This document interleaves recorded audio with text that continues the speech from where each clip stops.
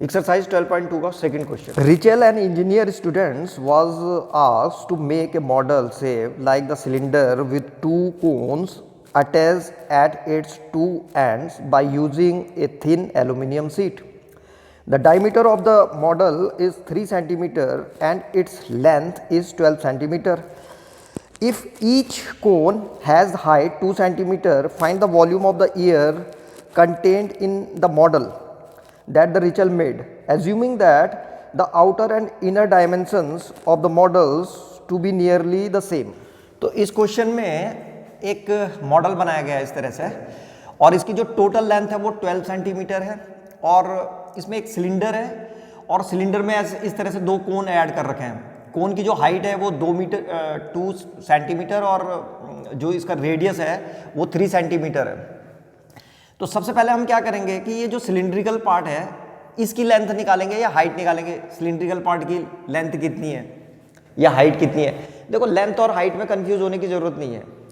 अगर कोई चीज़ इस तरीके से है, अगर कोई चीज़ इस तरह से वर्टिकली, तो हाइट है, और अगर इसी को ही हम ऐसे करके रख देता मैं यूँ, तो हम बोलते हैं फिर इसकी लेंथ कितनी है, तो L। तो लेंथ और हाइट में कंफ्यूज होने की ज़रूरत नहीं है। तो चाहे लेंथ हो या हाइट हो, एक ही बात है। सबसे पहले हम जो है इस सिलेंडर की लेंथ निकालेंगे कि सिलेंडर की लेंथ है कितनी। तो सिलेंडर की लेंथ निकालना बहुत आसान है। यहाँ से पूरे मॉडल की जो लेंथ है वो 12 सेंटीमीटर है, और यहाँ पे से कोन की जो हाइट है वो 2 सेंटीमीटर इधर से और 2 सेंटीमीटर इधर से है। तो इसका मतलब इसमें से 4 सेंटीमीटर माइनस कर देंगे, तो 12 माइनस 4 कितना होता था, 8। तो 8 सेंटीमीटर जो है ये सिलिंड्रिकल पार्ट की लेंथ या हाइट आ गई। तो सबसे पहले यहीं से स्टार्ट करते हैं क्वेश्चन का। Cylinder length of the cylinder 12 minus 2 into 2 कर दिया था आपने, तो ये हो जाएगा हमारे पास 12 minus 4 is equal to 8 centimetre. तो ये लेंथ ऑफ द सिलेंडर आ गई है। अब रेडियस ऑफ द सिलेंडर कितना होगा, रेडियस ऑफ द सिलेंडर, इसको स्मॉल r से दिखा रहे हैं, इज इक्वल टू, ये उतना ही होगा जितना कोन का है। तो कोन का जो डायमीटर था 3 दे रखा था, तो डायमीटर का हाफ होता है, तो 3/2, तो यहाँ पे आ जाएगा 3/2। ये जो है उसका रेडियस आ गया सिलेंडर का। अब कोन के लिए लिखेंगे, तो यहाँ पे लिखेंगे height of the cone, height of the cone. तो हाइट ऑफ द कोन, यहाँ पे जो लेंथ ऑफ द सिलेंडर ले रखी है हमने, इसको मैं कैपिटल H से दिखा रहा हूँ, ये कैपिटल H है, कैपिटल H।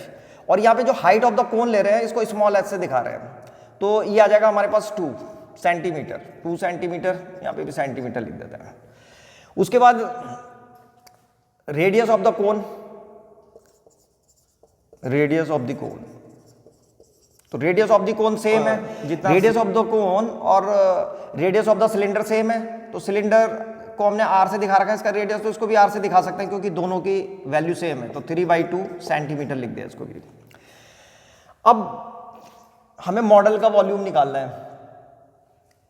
वो बोल रहा था कि इस मॉडल में कितनी एयर आएगी उसका वॉल्यूम निकालना है। तो मॉडल के अंदर ठीक उतनी ही एयर आएगी जितना उसका खुद का वॉल्यूम होगा। तो यहां पे हम लिखेंगे volume of air, volume of air in model is equal to volume of cylinder plus 2 multiplied by volume of cone. 2 cone है तो 2 से मल्टीप्लाई कर देंगे, तो वॉल्यूम ऑफ कोन ये आ गया। बस अब इसको सॉल्व कर दो, तो यहाँ पे हमारे पास आ जाएगा वॉल्यूम ऑफ सिलेंडर कितना होता है, फॉर्मूला इसका πr²h। तो यहाँ पे लिख देंगे πr², और h इसके लिए यही वाला h लिखेंगे, सिलेंडर के लिए कैपिटल H, तो कैपिटल H लिख दिया, plus 2 multiplied by volume of cone. Volume of कोन होता है 1/3 πr²h, तो 1/3 πr², और यहाँ पे स्मॉल h।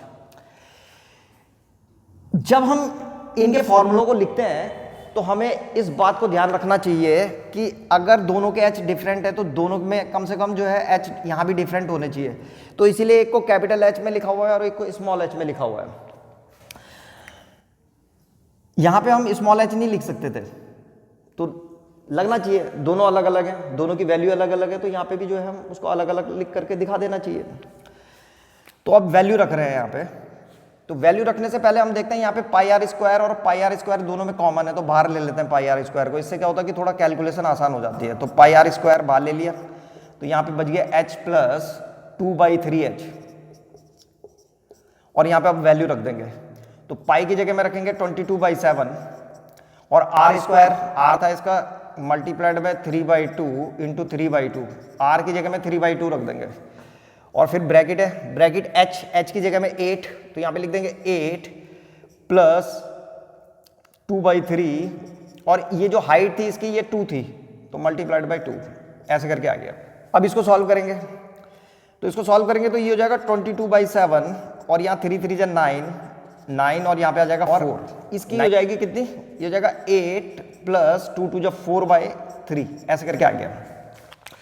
यहाँ पे सॉल्व कर रहे हैं अब इसको आगे ऊपर। हमारे पास 22/7 मल्टीप्लाइड बाय 9/4 और ब्रैकेट के अंदर है 8 प्लस 4/3, ऐसा था। तो इसके नीचे 1 है, ये हो जाएगा 22/7 मल्टीप्लाइड बाय 9/4 और इसका मल्टीप्लाइड बाय यहाँ एलसीएम ले लेंगे तो एलसीएम आएगा 3, 3 8 जा 24 और प्लस 4, ऐसे हो जाएगा ये। तो ये हो जाएगा 22/7 मल्टीप्लाइड बाय 9/4 मल्टीप्लाइड बाय 28/3, ऐसे हो जाएगा इसमें। तो 4 से 4 7 जा 28, 7 से 7 कैंसिल हो गया और ये 3 से 3 9 कैंसिल हो गया, 3 3 जा 9, तो 22 3 जा जो है 66 सेंटीमीटर क्यूब। यहाँ पे इक्वल टू के साइन लगा देना चाहिए, इक्वल टू। तो ये 66 सेंटीमीटर क्यूब जो है, जो उसने मॉडल बनाया था उसमें जो एयर रहेगी उसका वॉल्यूम आ गया। तो ये था हमारा क्वेश्चन नंबर 2।